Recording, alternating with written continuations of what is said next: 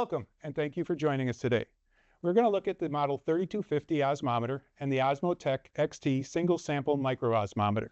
You may be familiar with these instruments, and today we're going to take a look at how the freezing point technology has evolved over time.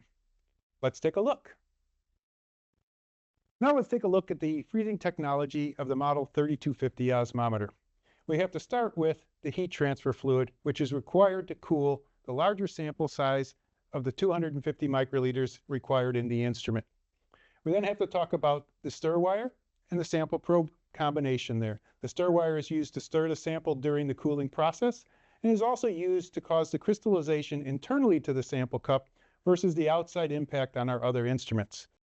So the stir wire is an important part of the instrument if you have very simple samples. However, if you have samples with high concentrations of proteins and sugars and are viscous, it can cause bubbles, giving you inaccurate test results.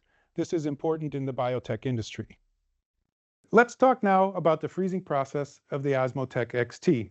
The biotech industry today is moving towards more complex formulations with higher concentrations of proteins and sugars and higher viscosities.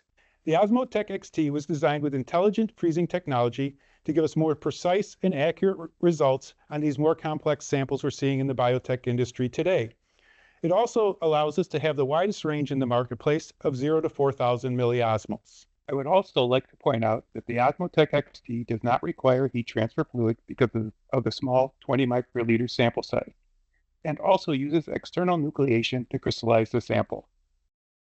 I hope you found this presentation insightful, and thank you for joining us today.